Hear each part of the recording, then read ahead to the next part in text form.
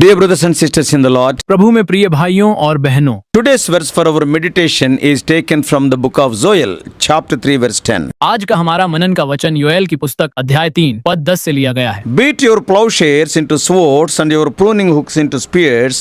Let the weak say, I am strong. अपने हल के फाल को तलवार बनाओ और अपने हंसियों को भालों में बदलो। कमजोर को कहने दो, मैं बलवान हूँ। This verse is part of the book of Joel, who is one of the minor prophets in the Old Testament. यह पद्य योएल की पुस्तक का हिस्सा है, जो पुराने नियम में छोटे भविष्यद्वक्ताओं में से एक है। The book of Joel is attributed to the prophet Joel. Joel की पुस्तक का श्रेय भविष्यवक्ता योएल को दिया जाता है। People say that it is written by Joel. लोग कहते हैं कि यह जोएल द्वारा लिखा गया है। Contains his messages to the people of Judah during the time of great calamity and national crisis. और इसमें बड़ी विपत्ति और राष्ट्रीय संकट के समय यहूदा के लोगों को दिए गए उनके संदेश शामिल हैं। The verse is situated within a larger prophetic message that speaks to the judgment of the nations and the restoration of Judah. यह पद्य एक बड़े भविष्य सूचक संदेश के भीतर स्थित है, जो राष्ट्रों के न्याय और यहूदा की बहाली के बारे में बात करता In है। the preceding verses, पिछले पद्यों में Joel describes a time when God will gather all the nations to the valley of Jehoshaphat for judgment. Joel ने एक ऐसे समय का वर्णन किया है जब परमेश्वर सभी राष्ट्रों को न्याय के लिए यहोशापात की घाटी में इकट्ठा करेगा। Here the prophet calls upon the mighty men to prepare for war यहाँ भविष्यवक्ता ने शक्तिशाली पुरुषों को युद्ध के लिए तैयार होने के लिए कहा and to beat their plowshares into swords and their pruning hooks into spears. और अपने हल के फाल को तलवारों में और अपने कांटों को भालों में बदलने के लिए कहा। Yeah, this imagery is a powerful statement about the transformation of tools for peaceful agricultural work into instruments of war. यह कल्पना शांतिपूर्ण कृषि कार्य के लिए इस्तेमाल किए जाने वाले औजारों को युद्ध के औजारों में बदलने के बारे में एक शक्तिशाली कथन है। Those are to be transformed as the instruments of the war. औजारों को युद्ध के औजारों के रूप में बदलना होगा। As a matter of fact, वास्तव में plowshares or pruning hooks are agricultural instruments. हल के फाल या छंटाई के कांटे कृषि के औजार हैं And the pruning hooks are there, which are there for the plows. और वहाँ पर हल के लिए कांटे भी हैं। But what the prophet is telling, लेकिन भविष्यवक्ता क्या कह रहा turn है? them as instruments of war like swords and spears. उन्हें तलवारों और भालों जैसे युद्ध के औजारों के रूप में बदलो। What does it mean? इसका क्या मतलब है? Highlights the severity of the conflict that is to come and the need for preparation. यह आने वाले संघर्ष की गंभीरता और तैयारी की आवश्यकता पर प्रकाश डालता है। And the latter part of the verse says, और इस पद्य का अंतिम भाग कहता है, let the weak say, I am strong. कमजोर को कहने दो, मैं बलवान हूँ। It seems to offer a message of empowerment and resilience. ऐसा लगता है कि यह सशक्तिकरण और लचीलेपन का संदेश Even the देता है। weak and vulnerable are called to stand up and declare their strength in the face of adversity. कमजोर और असुरक्षित लोगों को भी मुश्किलों का सामना करते हुए खड़े होने और अपनी ताकत का इजहार करने के लिए कहा जाता है। The message can be interpreted as a call to action इस संदेश को कार्रवाई के लिए एक आह्वान के रूप में समझा जा सकता है and an encouragement for all people to raise up and find strength in the Lord, और सभी लोगों को आगे बढ़ने और अपनी स्थिति में ताकत खोजने के लिए प्रोत्साहित किया जा सकता है, regardless their circumstances. चाहे उनकी परिस्थितियां कुछ भी हों। So it is historical and cultural context. तो यह एक ऐतिहासिक और सांस्कृतिक संदर्भ है And the book of Joel was likely written during the time of national crisis, possibly in response to the plague of locusts, which devastated the land. और योएल की पुस्तक संभवतः राष्ट्रीय संकट के समय लिखी गई थी, संभवतः टिड्डियों के प्रकोप के जवाब में जिसने देश को तबाह कर दिया था। And the imagery of war and destruction would have resonated with the people of Judah, because the people of Judah were living in turmoil and uncertainty. और युद्ध और विनाश की कल्पना यहूदा के लोगों के साथ प्रतिध्वनित हुई होगी, क्योंकि यहूदा के लोग उथल-पुथल और अनिश्चितता में जी रहे थे। And the call to prepare for battle and the exhortation to find strength in weakness would have been deeply relevant to their experiences. और युद्ध के लिए तैयार होने का आह्वान और कमजोरी में ताकत खोजने का उपदेश उनके अनुभवों के लिए बहुत And the प्रासंगिक रहा। symbolism in this verse is rich and multifaceted. और इस पद्य में प्रतीकात्मकता समृद्ध और बहुआयामी है। And the act of beating plowshares into swords and pruning into spears represents a reversal of the natural order. Naturally, they are not like that. They are agricultural instruments. और हल के फाल को तलवार और कांटों को भालों में बदलना प्राकृतिक व्यवस्था के उलट होने का प्रतिनिधित्व करता है। स्वाभाविक रूप से वे ऐसे नहीं हैं, वे कृषि उपकरण हैं। Instead of cultivating the land and tending to the earth, भूमि पर खेती करने और धरती की देखभाल करने के बजाय People are called to prepare for violence and conflict. लोगों को हिंसा और संघर्ष के लिए तैयार रहने के लिए कहा जाता है। So this imagery underscores the disruptive and chaotic nature of the impending judgment. इसलिए यह कल्पना आसन्न न्याय की विघटनकारी और अराजक प्रकृति को रेखांकित करती है। Also carries the message that times of peace and prosperity can be turned into conflict and adversity. यह संदेश भी देता है कि शांति और समृद्धि के समय को संघर्ष और प्रतिकूलता में बदला जा सकता है। The phrase "Let the weak say I am strong" holds profound symbolism as well. यह वाक्यांश कमजोर को कहने दो कि मैं मजबूत हूँ भी गहरा प्रतीकात्मक अर्थ रखता है। Speaks to the idea of finding strength in the midst of weakness यह कमजोरी के बीच ताकत पाने के विचार को दर्शाता है।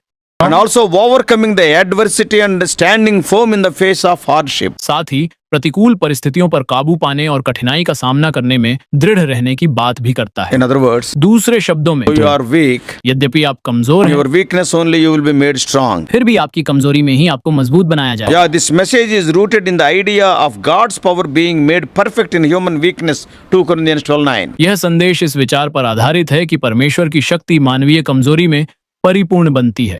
In my weakness, strength is made perfect. मेरी कमजोरी में शक्ति परिपूर्ण बनती है। It encourages believers to trust in the strength that comes from the Lord. यह विश्वासियों को प्रभु से मिलने वाली शक्ति पर भरोसा करने के लिए प्रोत्साहित करता है। As with many prophetic passages in the Bible, Bible में कई भविष्यवाणियों के अंशों की तरह Joel 3:10 can be seen as having both a literal and figurative meaning. Joel 3:10 शाब्दिक और आलंकारिक दोनों अर्थों के रूप में देखा जा सकता है। On a literal level, शाब्दिक स्तर पर it speaks to the need for physical and military preparedness in the face of impending judgment. ये आसन्न न्याय के सामने शारीरिक और सैन्य तैयारी की आवश्यकता के बारे में बात करता है। And on a spiritual level, और आध्यात्मिक स्तर पर it carries a broader message about resilience, empowerment and finding strength in the Lord in the time of adversity. यह प्रतिकूल समय में लचीलापन, सशक्तिकरण और प्रभु में शक्ति पाने के बारे में एक व्यापक संदेश देता है। Overall, Joel 3:10 is a powerful and evocative verse that speaks to the themes of judgment, preparation and empowerment. कुल मिलाकर योएल 3:10 एक शक्तिशाली और विचारोत्तेजक पद्य है जो न्याय, तैयारी और सशक्तिकरण के विषयों पर बात करता है। It reveals the deep concern of the prophet for the people यह लोगों के लिए भविष्यवक्ता की गहरी चिंता को प्रकट करता है and offers wisdom and encouragement for all who read it. और इसे पढ़ने वाले सभी लोगों के लिए ज्ञान और प्रोत्साहन प्रदान करता है।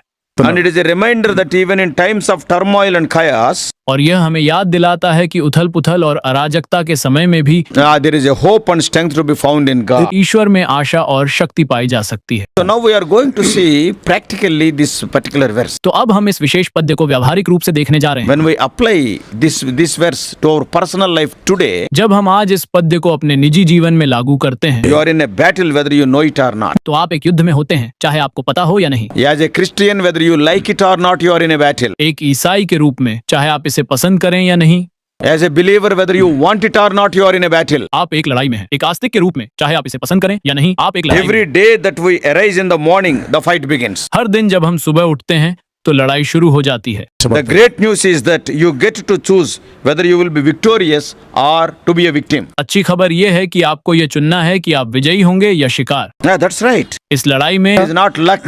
It is not happenstance or chance that some are victorious or some are not. It is not by luck. यह सही है, यह भाग्य नहीं है, यह संयोग या संयोग नहीं है कि कुछ लोग विजयी होते हैं या कुछ नहीं, यह भाग्य से नहीं You होता। literally can choose how the fight ends. आप सचमुच चुन सकते हैं कि लड़ाई कैसे खत्म होगी। How can you choose? आप कैसे चुन सकते By हो? choosing to declare the goodness and grace of God every waking moment. हर पल परमेश्वर की अच्छाई और कृपा की घोषणा करने का चुनाव करके आप हर दिन को कैसे देखते हैं, How you approach each day will determine how well the fight goes. यह तय करेगा कि लड़ाई कितनी अच्छी तरह खत्म होगी। Check out what God said in Joel chapter 3 verses 9 and 10. पद 9 और 10 में परमेश्वर ने क्या कहा, इसे देखिए। Proclaim this among nations, prepare for war.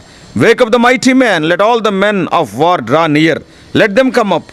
Beat your plowshares into swords and your pruning hooks into spears. Let the weak say, I am strong. राष्ट्रों में इसकी घोषणा करो, युद्ध के लिए तैयार हो जाओ, वीर योद्धाओं को जगाओ, सभी योद्धाओं को निकट आने दो। वे आएं, अपने हल के फालों को तलवारें और अपनी हंसिया को भालों में बदल दें। कमजोरों को कहने दें, मैं बलवान हूँ। This verse, इस पद्य we are going to break it into 3 to 4 parts. को हम 3 से 4 भागों में विभाजित करने जा रहे हैं। Number 1, पहला, prepare for war. युद्ध के लिए तैयार हो This जाओ। is a direct announcement that there is a fight coming. यह एक सीधी घोषणा है कि लड़ाई होने वाली है। God wants us to prepare for our fights by being mentally, physically and spiritually ready. परमेश्वर चाहता है कि हम मानसिक, शारीरिक और आध्यात्मिक रूप से तैयार होकर अपनी लड़ाई के लिए तैयार रहें। This means that you need to prepare yourself by being trained up and ready to go. इसका मतलब है कि आपको प्रशिक्षित होकर और आगे बढ़ने के लिए तैयार होकर खुद को तैयार करना होगा। Declare each morning that you are victorious. हर सुबह घोषणा करें कि आप विजयी हैं।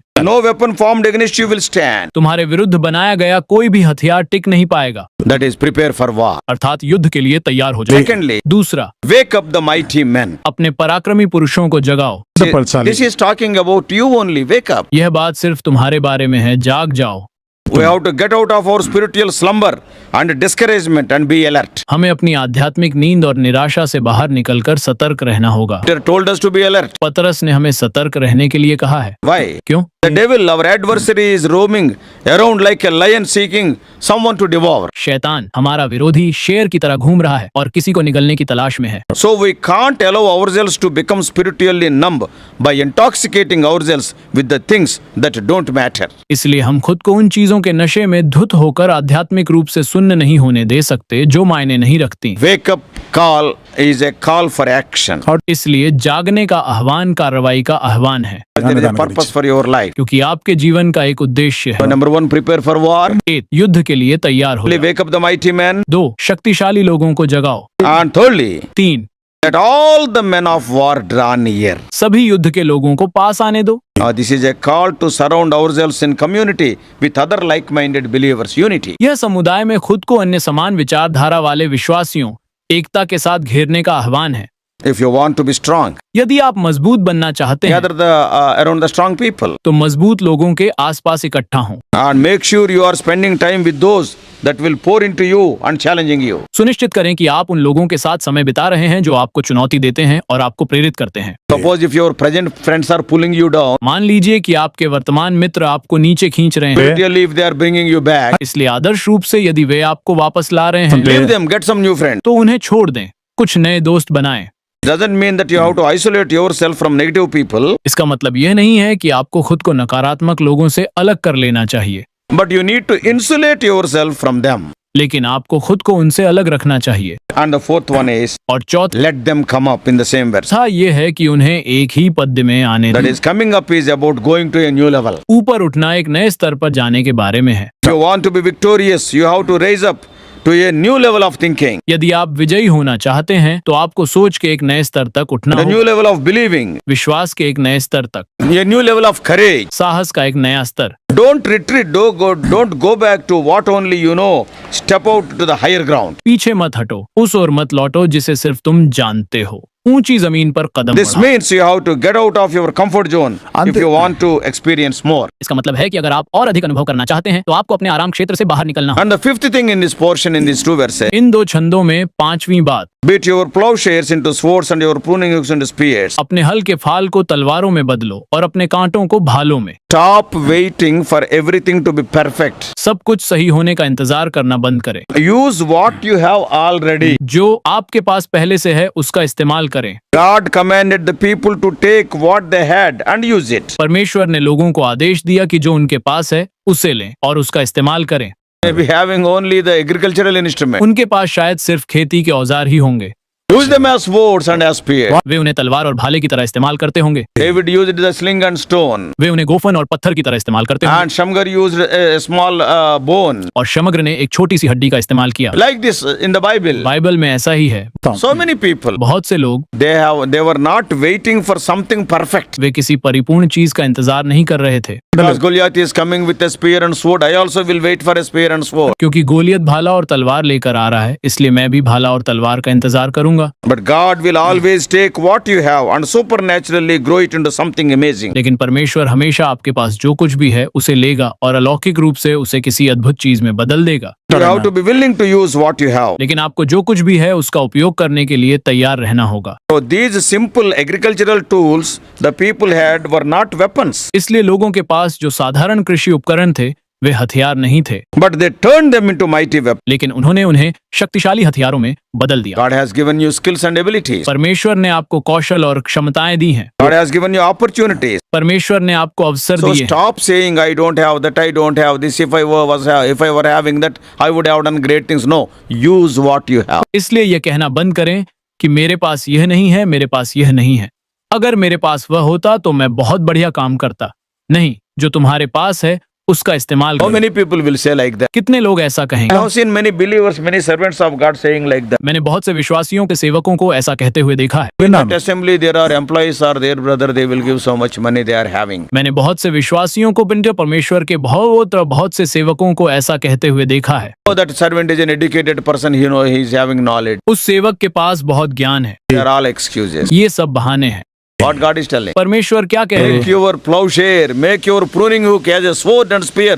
Use what you are having. अपने हल और अपनी हंसिया को तलवार और भाला बनाओ। जो तुम्हारे पास है उसका उपयोग करो। Use them, I will give you victory. उसका उपयोग करो, मैं तुम्हें विजय दिलाऊंगा। And finally, sixthly, और अंत में छठी बात, let the weak say, I am strong. कमजोर को कहने दो मैं मजबूत हूँ। Yeah, this is my favorite line. यह मेरी पसंदीदा लाइन है। How you talk about yourself will determine how you live. आप अपने बारे में कैसे बात करते हैं यह तय करेगा कि आप कैसे जीते हैं। Suppose some great people, sometimes they will say, I am weak. महान लोग भी कहेंगे मैं कमजोर हूँ। They will be weak always. वे हमेशा कमजोर ही रहेंगे। Hear what God is telling. परमेश्वर क्या कह Let रहे the हैं? weak say, I am strong. कमजोर को कहने दो मैं मजबूत हूँ। You reveal your level of faith by the way you talk about your situation. आप जिस तरह से अपनी परिस्थिति के बारे में बात करते हैं उससे आप अपने विश्वास के स्तर को प्रकट करते हैं। I love this line, let the weak. मुझे ये पंक्ति बहुत पसंद है। कमजोरों को, Did you hear that? क्या तुमने सुना? They believed they were weak. वे मानते थे कि वे कमजोर हैं, But God said to declare, I am strong. You tell I am strong. लेकिन परमेश्वर ने कहा कि घोषणा करो मैं मजबूत हूँ। They are weak only. वे तो सिर्फ कमजोर God is हैं। telling. परमेश्वर कह रहे हैं Tell, shout, I am strong. कहो चिल्लाओ मैं बलवान हूँ। Why were they strong? वे क्यों मजबूत थे? Because God's supernatural power was working through them. क्योंकि परमेश्वर की अलौकिक शक्ति उनके माध्यम से काम कर रही थी। Stop saying that you are weak यह कहना बंद करें कि आप कमजोर हैं and start declaring by faith that you are strong in the Lord. और विश्वास से घोषणा करना शुरू करें कि आप प्रभु में मजबूत हैं। Then you can be victorious. If not, you will become a victim. तब आप विजयी हो सकते हैं, नहीं तो आप शिकार बन जाएंगे। You can do that thing that God put in your heart to do. आप वह काम कर सकते हैं जो ईश्वर ने आपके दिल में करने के लिए कहा है। You do have the skill and ability to live at a higher level. आपके पास उच्च स्तर पर जीने का कौशल और क्षमता है। Encouraged by seeing your condition. अपनी स्थिति देखकर निराश न हो। Get ready for the battle every day by using these tips straight from God's word. इन सुझावों का उपयोग करके हर रोज लड़ाई के लिए तैयार रहें, सीधे परमेश्वर के वचन से। May God help you. परमेश्वर आपकी मदद करे। Discouraged. निराश मत होइए। I am not qualified. मैं योग्य नहीं Not हूँ, having intelligence. मेरे पास बुद्धि नहीं है, Rich. मैं अमीर नहीं Don't know हूँ, that mystery, this mystery. मैं उस रहस्य इस रहस्य को नहीं Don't get जानता। discouraged. निराश मत हो। The weak say I am strong. कमजोर को कहने दो मैं ताकतवर हूँ। Turn the ordinary instruments into instruments of war. साधारण उपकरणों को युद्ध के उपकरण में बदल दो। God will be with you. परमेश्वर आपके साथ रहे। Individually we are not strong. व्यक्तिगत रूप से हम मजबूत नहीं हैं, But with God we can do wonderful things. लेकिन परमेश्वर के साथ हम अद्भुत काम कर सकते हैं। Oh, we can do valiantly. हम बहादुरी से काम कर सकते हैं। Let us pray. आइए प्रार्थना करें। Loving Heavenly Father. प्यारे स्वर्गीय पिता, What an encouraging statement Joel 3:10 is. 3:10 कितना उत्साहवर्धक कथन है। God, we may be small people. हे प्रभु, हम भले ही छोटे लोग Our हैं, God is big. लेकिन हमारा परमेश्वर बड़ा We है। may be very weak. हम भले ही बहुत But कमजोर the हैं, one who is in us is great. लेकिन जो हमारे अंदर है वह महान We है। can go on victory after victory. इसलिए हम जीत के बाद जीत हासिल कर सकते हैं। God, we need not become the victims. हे प्रभु, हमें पीड़ित बनने की जरूरत नहीं है। Life is a battle. हमारा जीवन एक युद्ध है। Every day when we get up, oh Lord, the battle starts. हर रोज जब हम उठते हैं तो युद्ध शुरू हो Throughout the जाता है। day, thou art with us. दिन भर वे हमारे साथ हैं। You will never leave us, you will never forsake. आप हमें कभी नहीं त्यागेंगे। Those of our dear ones who are discouraged by seeing their own conditions and their own liabilities. हमारे वे प्रियजन जो अपनी स्थिति और अपनी देनदारियों को देखकर निराश हो जाते हैं, अगर हम अपनी कमियों को देखकर हतोत्साहित हो जाते हैं, But, oh Lord, you are telling, तो प्रभु आप कह रहे हैं the weak man should not say I am weak, but he should say I am strong. कमजोर आदमी को यह नहीं कहना चाहिए कि मैं कमजोर हूँ, लेकिन उसे कहना चाहिए मैं ताकतवर Help हूँ। us to jump into the war. हमें युद्ध में कूदने में मदद करें, Let us be victorious. हमें विजयी होने में मदद करें। In Jesus' precious name we यीशु के अनमोल नाम में हम प्रार्थना करते हैं। परमेश्वर आप सबको आशीष दे। और भी अधिक आत्मिक संदेशों के लिए John Victor Hindi messages channel को सब्सक्राइब कीजिए।